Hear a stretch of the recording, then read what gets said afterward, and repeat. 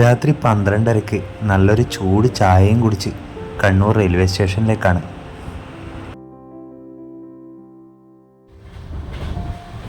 വണ്ടി റെയിൽവേ സ്റ്റേഷനിൽ വെച്ച് എറണാകുളത്ത് നിന്നും അജ്മീറിലേക്ക് പോകുന്ന മരുസാഗർ എക്സ്പ്രസ്സിൽ ദേവി ലക്ഷ്മിയായും സരസ്വതിയായും ദുർഗയായും കുടികൊള്ളുന്ന കോലാപുരിയിലേക്കാണ്. കോലമഹർഷി ദീർഘകാലം തപം ചെയ്ത ആദിശങ്കരാചാര്യർക്ക് മുന്നിൽ സിംഹവാഹിനിയായി ദേവി മൂകാംബിക പ്രത്യക്ഷപ്പെട്ട കൊല്ലൂരിലേക്ക്.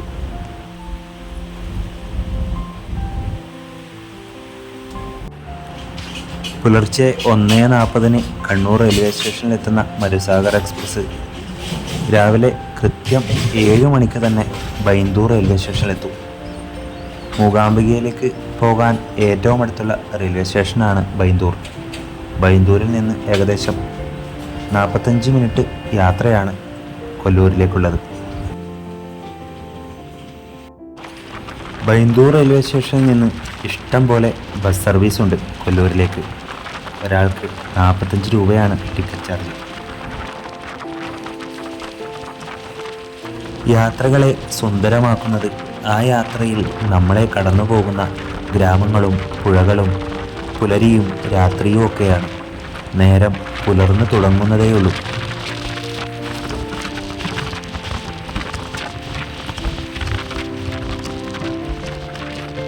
നേരം പുലർന്നപ്പോഴേക്കും കുന്താപുര റെയിൽവേ സ്റ്റേഷനിലെത്തി.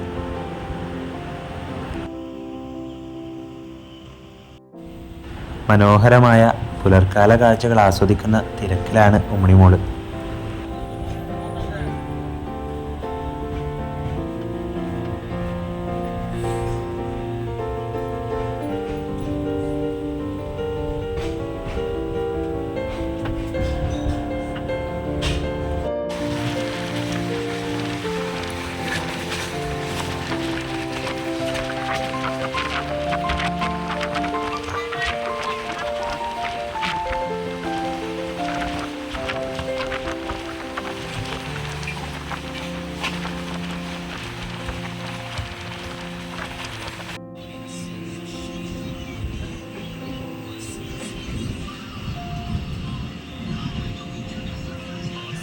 കണ്ണൂരിൽ നിന്ന് വിട്ടാൽ കാസർഗോഡ്, മംഗലാപുരം ജംഗ്ഷൻ, ഉടുപ്പി, കുന്താപുര, പിന്നെ ബൈന്ദൂർ.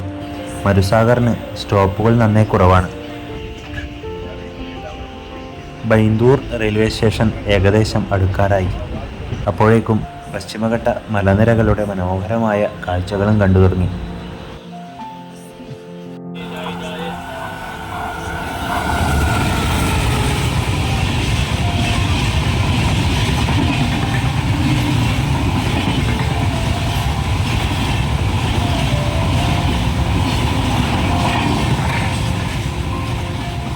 മേഘങ്ങൾക്കിടയിൽ നിന്ന് ഒന്ന് പുറത്തു വരാൻ സൂര്യഭഗവാൻ വല്ലാതെ കഷ്ടപ്പെടുന്നുണ്ട്.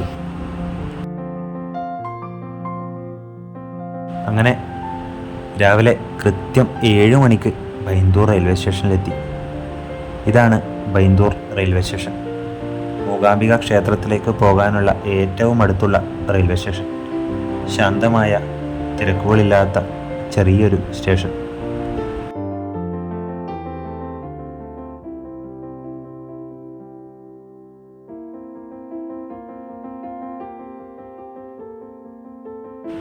ഇവിടെ നിന്ന് മൂകാംബികയിലേക്ക് ധാരാളം ടാക്സികളും ഓട്ടോറിക്ഷകളും ഒക്കെയുണ്ട്. റെയിൽവേ സ്റ്റേഷനിൽ നിന്ന് ഏകദേശം ഒരു 200 മീറ്റർ നടന്നാൽ കൊല്ലൂരിലേക്കുള്ള ബസ് സ്റ്റാൻഡിലെത്താം. ഓരോ 10 മിനിറ്റ് കൂടുമ്പോഴും ധാരാളം ബസ്സുകളുണ്ട് മൂകാംബികയിലേക്ക്. അച്ഛനും ഞങ്ങളെപ്പോലെ ഏറെ ഇഷ്ടം ട്രെയിൻ യാത്രയാണ്.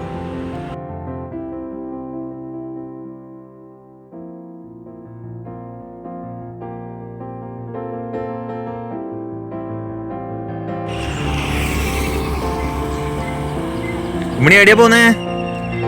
എവിടെയാ പോന്നേ? മൂകാംബിക?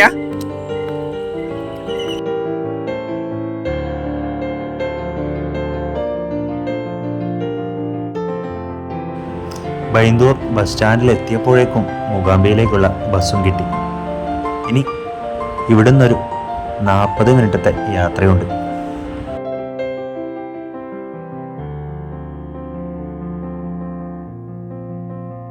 ബൈന്ദൂരിൽ നിന്ന് മനോഹരമായ കുഞ്ഞു കുഞ്ഞു ഗ്രാമങ്ങളും മലനിരകളുടെ സുന്ദരമായ കാഴ്ചകളും ഒക്കെ പിന്നിട്ട് വേണം മൂകാംബികയിലെത്താൻ. ഒരുപക്ഷെ ജീവിതത്തിൽ ഏറ്റവും അധികം യാത്ര ചെയ്ത പുണ്യഭൂമി മൂകാംബികയായിരിക്കും. എണ്ണി തിട്ടപ്പെടുത്തുക പോലും ചെയ്തിട്ടില്ല. വർഷത്തിൽ 5 or 6 തവണ വരെ പോയ സന്ദർഭങ്ങളുണ്ടായിട്ടുണ്ട്. കഴിഞ്ഞുപോയ ജന്മങ്ങളിലെ യാത്രകളുടെ തുടർച്ചയായിരിക്കാം ഇപ്പോൾ നമ്മൾ ചെയ്യുന്ന ഓരോ യാത്രകളും. മൂകാംബികയിൽ എപ്പോഴെത്തുമ്പോഴും കുറേ നാളുകൾക്ക് ശേഷം സ്വന്തം വീട്ടിലേക്ക് തിരിച്ചു വരുന്നൊരു അനുഭൂതിയാണ്. അങ്ങനെ ഏകദേശം 40 മിനിറ്റത്തെ ബസ് യാത്രയ്ക്ക് ശേഷം കൊല്ലൂർ ബസ് സ്റ്റാൻഡിലെത്തി ഞങ്ങൾ. ഇതാണ് കൊല്ലൂർ ബസ് സ്റ്റാൻഡ്. ഇവിടെ നിന്ന് കഷ്ടിച്ചൊരു 500 മീറ്റർ നടന്നാൽ മൂകാംബിക ക്ഷേത്രത്തിലെത്താം. എത്ര കണ്ടാലും മതിവരാത്ത കുടജാദ്രി മലനിരകളുടെ മനോഹരമായ കാഴ്ചകളും കണ്ട് ക്ഷേത്രത്തിലേക്ക് മെല്ലെ നടക്കുകയാണ് ഞങ്ങൾ.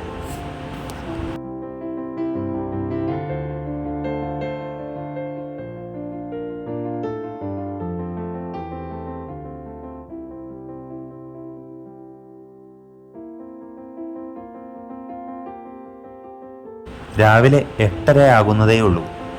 മൂകാംബികയിൽ അത്ര വലിയ തിരക്കൊന്നും കാണുന്നില്ല.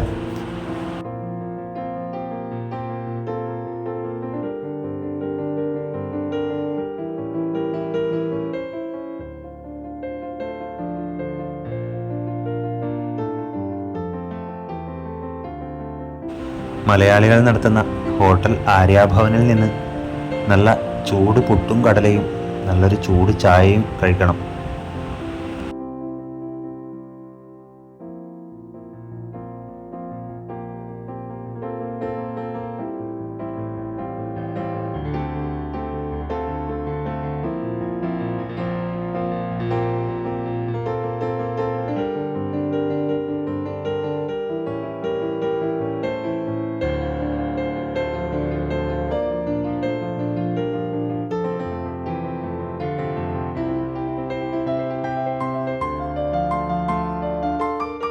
നേരെ കാണുന്ന കുത്തനെയുള്ള വലിയ മലയാണ് കുടജാദ്രി.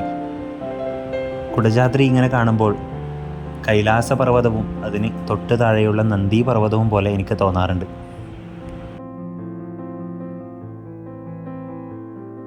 കൊല്ലൂരിൽ എപ്പോൾ എത്തിയാലും ദേവസ്വം വക ഗസ്റ്റ് ഹൗസായ ലളിതാംബികയിലാണ് താമസിക്കാറ്. പ്രാവശ്യവും ലളിതാംബികയിലൊരു റൂം ബുക്ക് ചെയ്താണ് ഞങ്ങൾ എത്തിയത്. ഈ കാണുന്നതാണ് ലളിതാംബിക ഗസ്റ്റ് ഹൗസ്. 300 രൂപയ്ക്കും 400 രൂപയ്ക്കൊക്കെ ഇവിടെ ഡബിൾ ബെഡ്റൂം ഉണ്ട്. ഒരുപക്ഷെ ഇത്രയും കുറഞ്ഞ ചിലവിൽ കൊല്ലൂരിൽ താമസിക്കാൻ പറ്റിയ മറ്റൊരു ഇടമുണ്ടെന്ന് തോന്നുന്നില്ല. റൂമിലെത്തി നല്ലൊരു കുളിയും പാസാക്കി ക്ഷേത്രത്തിലേക്ക് നടക്കുകയാണ്. സമയം ഏകദേശം 10 മണി ആകുന്നതേ ഉള്ളൂ. എന്നാലും നല്ല ചൂടാണ്. കുടജാദ്രി മലനിരകളിൽ നിന്നൊഴുകി വരുന്ന സൗപർണിക നദിയുടെ തീരത്താണ് കൊല്ലൂർ സ്ഥിതി ചെയ്യുന്നത്. ശാക്തേയ ആരാധനയുടെ ഒരു പ്രധാന കേന്ദ്രമാണ് കൊല്ലൂർ. കോലൻ എന്ന പേരുള്ളൊരു മഹർഷി ഈ പ്രദേശത്തെ പ്രകൃതി സൗന്ദര്യത്തിൽ ആകൃഷ്ടനാകുകയും അഗ്നിതീർത്ഥത്തിന് സമീപത്തുള്ളൊരു പാറയിൽ തപസ്സനുഷ്ഠിക്കാൻ തീരുമാനിച്ചതായും ഐതിഹ്യം പറയുന്നു. കോലമഹർഷിയുടെ തപസ്സിൽ പ്രസാദിച്ച ശിവഭഗവാൻ അദ്ദേഹത്തിന് മുമ്പാകെ പ്രത്യക്ഷനായി അനുഗ്രഹിക്കുകയും ഇഷ്ടമുള്ള വരം ചോദിക്കാൻ ആവശ്യപ്പെടുകയും ചെയ്യും. മഹർഷി മനുഷ്യരാശിയുടെ ക്ഷേമത്തിനായി മാത്രമാണ് ആഗ്രഹിച്ചത്. കോലമുനിയിൽ സന്തുഷ്ടനായ ഭഗവാൻ അദ്ദേഹം ആവശ്യപ്പെട്ട വരം നൽകി. മുനിയുടെ ദൈനംദിന ആരാധനയ്ക്കായി ഒരു സ്വയംഭൂവായ ശിവലിംഗം പ്രത്യക്ഷപ്പെടുമെന്ന് ഭഗവാൻ അദ്ദേഹത്തിന് ഉറപ്പു നൽകി. എന്നിരുന്നാലും ശിവനോടൊപ്പം ശക്തിയെയും കൂടി ആരാധിക്കാൻ കോലമഹർഷി ആഗ്രഹിച്ചു. അതിനാൽ ദേവിയെ സൂചിപ്പിക്കുന്ന ഒരു സുവർണരേഖ ശിവലിംഗത്തിൽ പ്രത്യക്ഷപ്പെട്ടു. അങ്ങനെ ശിവലിംഗത്തിൽ ശിവനും ശക്തിയും ഒരുമിച്ചിവിടെ ആരാധിക്കപ്പെടുന്നു. ഇതുകൂടാതെയുള്ള മറ്റൊരു പ്രത്യേകത, ഹിന്ദു ദേവതാഗണത്തിലെ മറ്റ് ദേവന്മാരും ദേവിമാരും ലിംഗത്തിൽ അരൂപിയായി കുടികൊള്ളുന്നുവെന്ന് വിശ്വസിക്കപ്പെടുന്നു. അതിനാൽ ഇത് വിണ്ണിലെ മുഴുവൻ ആരാധനാമൂർത്തികളുടെയും സമ്മേളന സ്ഥലമായി കണക്കാക്കുന്നു. ഭഗവാൻ ആദിശങ്കരാചാര്യർക്ക് ശ്രീ മൂകാംബികാ ദേവിയുടെ ദർശനമുണ്ടായതും ഇവിടെ വച്ചാണ്. ഭഗവാൻ ആദിശങ്കരാചാര്യർ കുടജാദ്രി മലകളിൽ ധ്യാനനിരതനായിരിക്കവേ ദേവി അദ്ദേഹത്തിൻ്റെ മുൻപിൽ മനുഷ്യരൂപത്തിൽ പ്രത്യക്ഷപ്പെടുകയും വരപ്രസാദം നൽകുകയും ചെയ്തുവെന്നാണ് ഐതിഹ്യം. ആരാധനയ്ക്കായി കേരളത്തിലെ ഒരു സ്ഥലത്ത് താൻ ആഗ്രഹിക്കുന്നിടത്ത് ദേവീ വിഗ്രഹം സ്ഥാപിക്കാനുള്ള ആഗ്രഹം അദ്ദേഹം ദേവിയുടെ മുന്നിൽ വെളിപ്പെടുത്തി. ദേവി സമ്മതിച്ചെങ്കിലും ശങ്കരനെ പിന്തുടരുമെന്നും അദ്ദേഹത്തെ ലക്ഷ്യസ്ഥാനത്ത് എത്തുന്നതുവരെ തിരിഞ്ഞു നോക്കരുത് എന്നൊരു വെല്ലുവിളി ദേവി മുന്നോട്ട് വെച്ചു. എന്നാൽ ശങ്കരനെ പരീക്ഷിക്കാൻ ദേവി കൊല്ലൂരിലെത്തിയപ്പോൾ തൻ്റെ കണങ്കാലുകളിലെ ചിലങ്കകളുടെ ധ്വനി നിർത്തുകയും തുടർന്ന് സംശയഗ്രസ്തനായ ശങ്കരൻ തിരിഞ്ഞു നോക്കുകയും ചെയ്തു. കൊല്ലൂരിലെ തന്നെ ഇപ്പോൾ കാണുന്നിടത്ത് തന്നെ വിഗ്രഹം സ്ഥാപിക്കാൻ ദേവി ശങ്കരനോട് ആവശ്യപ്പെട്ടതോടെ വിഗ്രഹം അവിടെ പ്രതിഷ്ഠിക്കപ്പെട്ടു. കൊല്ലൂരിൽ നിന്ന് 20 കിലോമീറ്റർ അകലെയുള്ള കുടജാദ്രി കൊടുമുടിയിലാണ് ശങ്കരൻ ദേവിയെ ധ്യാനിച്ചതും ദേവി പ്രത്യക്ഷപ്പെട്ടതുമായ സ്ഥലം. ക്ഷേത്രത്തിന് മുന്നിൽ ഒരു വലിയ പർവ്വത ശിഖരമായി കുടജാദ്രി കാണാവുന്നതാണ്.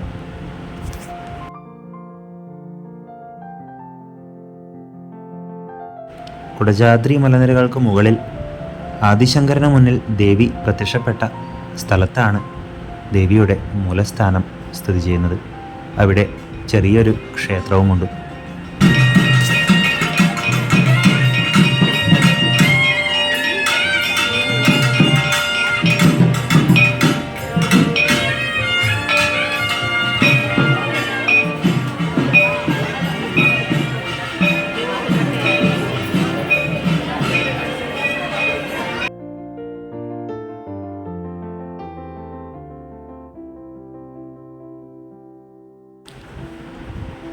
ഉച്ചയ്ക്ക് നല്ല പായസവും കൂട്ടി ദേവിയുടെ പ്രസാദ ഊണും കഴിച്ച് ക്ഷേത്രത്തിൽ ഇങ്ങനെ നിൽക്കുകയാണ്.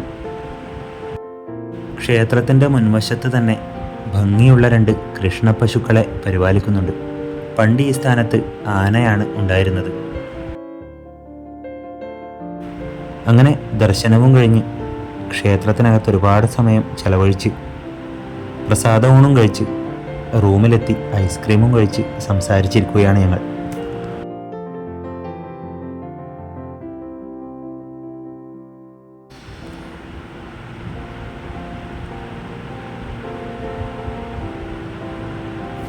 ഇതാണ് ലളിതാംബിക ഗസ്റ്റ് ഹൗസിൻ്റെ ഉൾവശം.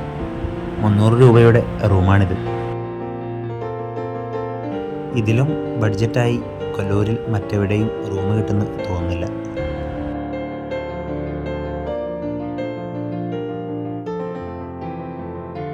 കുടജാദ്രി മലനിരകളും ആകാശവും ഒക്കെ മേഘങ്ങൾ കൊണ്ട് മൂടിയിരിക്കുന്നു. ഏത് സമയവും ഒരു നല്ല മഴ പ്രതീക്ഷിക്കുന്നുണ്ട്.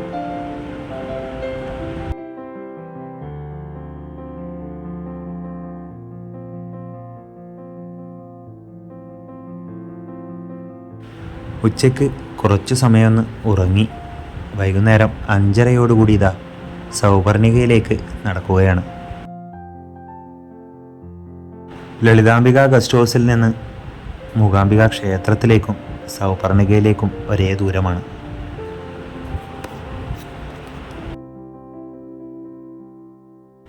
കുടജാദ്രി മലനിരകൾക്ക് മുകളിലെ ചിത്രമൂല ഗുഹയിൽ നിന്നുത്ഭവിച്ച് താഴോട്ട് ആർത്തലച്ചൊഴുകി വരുന്ന സൗപർണികയെ കണ്ടിട്ടുണ്ട്.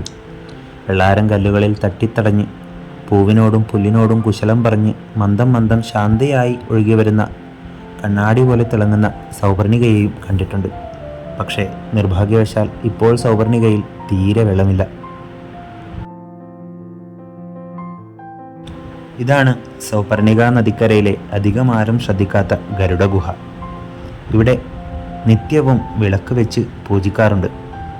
ഈ ഗുഹയ്ക്കുള്ളിലാണ് ഗരുഡ ഭഗവാന്റെ പ്രതിഷ്ഠ. ഗരുഡ ഭഗവാന് സുപർണൻ എന്നും പേരുണ്ട്. സുപർണന്റെ മാതാവായ വിനുതയുടെ സങ്കടമോക്ഷാർത്ഥം സുപർണൻ തപസ്സു ചെയ്ത ഗുഹയാണിത്. സുപർണൻ തപസ്സു ചെയ്തതുകൊണ്ടാണ് സൗപർണികയ്ക്ക് സൗപർണിക എന്ന പേര് വന്നത്.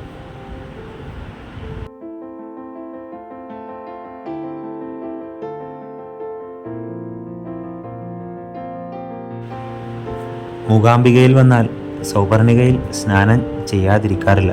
പക്ഷേ വെള്ളം അത്രയും കുറവാണ്. മത്സ്യങ്ങൾക്ക് നീന്തി നടക്കാൻ പോലും വെള്ളമില്ലാത്ത അവസ്ഥയാണ്.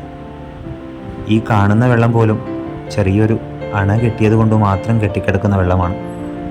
അതുകൊണ്ട് സൗവർണികാ സ്നാനം ഇപ്രാവശ്യം ചെറിയൊരു ആചാരം പോലെ ഒതുക്കി. ഇത് സൗവർണികാ നദിക്കരയിലുള്ള ഗണപതി ക്ഷേത്രമാണ്.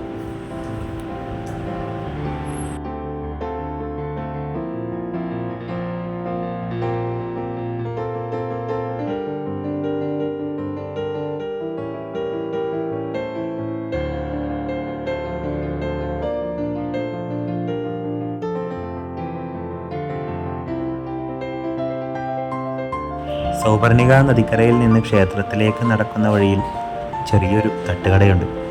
ശ്രീനിവാസേട്ടനും ലളിത ചേച്ചിയും നടത്തുന്ന ചെറിയൊരു തട്ടുകട.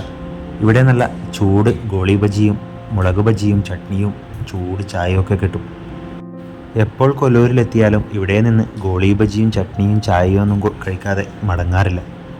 മറ്റെവിടെ നിന്ന് ഭക്ഷണം കഴിക്കുന്നതിനേക്കാൾ സംതൃപ്തിയാണ് ഈ ചെറിയ തട്ടുകടയിൽ നിന്ന് ചായ കുടിക്കുമ്പോൾ കിട്ടുന്നത്. പറഞ്ഞറിയിക്കാൻ പറ്റാത്ത രുചിയാണ് ഇവിടുത്തെ ഭക്ഷണത്തിന്. കുറേ സമയം അവിടെ ഇരുന്ന് അവരോട് സംസാരിച്ച് ചായയും കുടിച്ച് തിരിച്ച് ക്ഷേത്രത്തിലേക്ക് നടക്കുന്ന വഴിയിൽ നല്ലൊരു മഴയും പെയ്തു.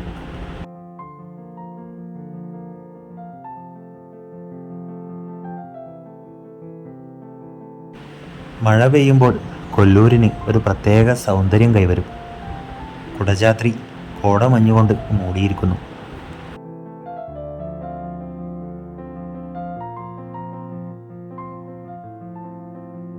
വീണ്ടും ക്ഷേത്രത്തിലെത്തി ദർശനം ചെയ്തു. ഇനി ക്ഷേത്ര നട അടക്കുന്നത് വരെ ക്ഷേത്രത്തിനകത്ത് തന്നെ ഉണ്ടാകും ഞങ്ങൾ. ഇവിടെ കാണുന്നതും കേൾക്കുന്നതും ഒക്കെ അനുഭവിച്ച് ദേവിയോട് ചേർന്ന് ഇങ്ങനെ കുറേ സമയം ഇരിക്കും. ഇന്ന് ക്ഷേത്രമിരിക്കുന്ന ഭാഗം പണ്ട് കൊടും വനമായിരുന്നത്രേ. അവിടെയായിരുന്നു കോല മഹർഷി തപസ് ചെയ്തിരുന്നത്. അപ്പോൾ അവിടെ കംഹൻ എന്നൊരു അസുരൻ വരികയും മഹർഷിയെയും മറ്റു മനുഷ്യരെയും ഉപദ്രവിക്കുകയും ചെയ്തു. ശക്തിയും അമരത്വവും നേടാനായി കംഹാസുരൻ ബ്രഹ്മാവിനെ തപസ് ചെയ്തു. പരിഭ്രാന്തരായ ദേവന്മാർ പരാശക്തിയെ അഭയം പ്രാപിച്ചു. തപസ്സിൽ പ്രീതനായി ബ്രഹ്മാവ് പ്രത്യക്ഷപ്പെട്ടപ്പോൾ കംഹാസുരന്റെ നാവിൽ കുടിയേറിയ ഭഗവതി അയാളെ മൂകനാക്കി മാറ്റി. മൂകനായ കംഹൻ വരമൊന്നും ചോദിക്കാതെ വന്നപ്പോൾ ബ്രഹ്മാവ് മടങ്ങി. ഇങ്ങനെ കംഹനെ മൂകനാക്കിയതിനാലാണ് ദേവിക്ക് മൂകാംബിക എന്ന പേര് വന്നത്. കംഹൻ അതിനുശേഷം മൂകാസുരൻ എന്നറിയപ്പെട്ടു. തപോലക്ഷ്യത്തിന് വിഘ്നം നേരിട്ടതോടെ കോപിഷ്ഠനായ മൂകാസുരൻ ദേവലോകം ആക്രമിച്ചു. പിന്നീട് ഭഗവതി എല്ലാ ശക്തിയും ആർജിച്ച് മുഖാസുര നിഗ്രഹം നടത്തുകയായിരുന്നു. ഈ സമയം ത്രിമൂർത്തികൾ പ്രത്യക്ഷപ്പെട്ട് ജ്യോതിർമയമായ ശ്രീചക്രമുണ്ടാക്കി ലോകരക്ഷാർത്ഥം മഹാകാളി, മഹാലക്ഷ്മി, മഹാസരസ്വതി ഐക്യരൂപത്തിൽ ആദിപരാശക്തിയെ കൊല്ലൂരിൽ കുടിയിരുത്തുകയും ചെയ്തു. പിന്നീട് ശ്രീശങ്കരാചാര്യർ ഇവിടെ എത്തി തപസ് ചെയ്ത് ഭഗവതിയെ പ്രത്യക്ഷപ്പെടുത്തി. അദ്ദേഹം കണ്ട അതേ രൂപത്തിൽ പ്രതിഷ്ഠിച്ചതാണ് ഇന്ന് കാണുന്ന 4 കരങ്ങളോടുകൂടിയ ഭഗവതി പ്രതിഷ്ഠ. അതിനു മുമ്പ് സ്വയംഭൂലിംഗം മാത്രമാണ് ഉണ്ടായിരുന്നത്. അതിരാവിലെ നട തുറക്കുമ്പോൾ തന്നെ ഉള്ളിൽ കയറിയാൽ ആദ്യമുണ്ടായിരുന്ന സ്വയംഭൂ ശിവലിംഗത്തെ ദർശിക്കാൻ കഴിയുമെന്ന് പണ്ട് ശങ്കരാശ്രമത്തിലെ ഒരു സ്വാമി പറഞ്ഞിരുന്നു. പിന്നീട് അങ്ങനെ സ്വയംഭൂ ശിവലിംഗത്തെ ദർശിക്കാനുള്ള ഭാഗ്യവും ഉണ്ടായിട്ടുണ്ട്. നാളെ അതിരാവിലെ ക്ഷേത്രത്തിലേക്ക് പോകണമെന്ന ആഗ്രഹവുമായി റൂമിലേക്ക് മടങ്ങുകയാണ്. സർവ ചരാചരങ്ങൾക്കും ദേവിയുടെ അനുഗ്രഹം ഉണ്ടാകട്ടെ എന്ന പ്രാർത്ഥനയോടെ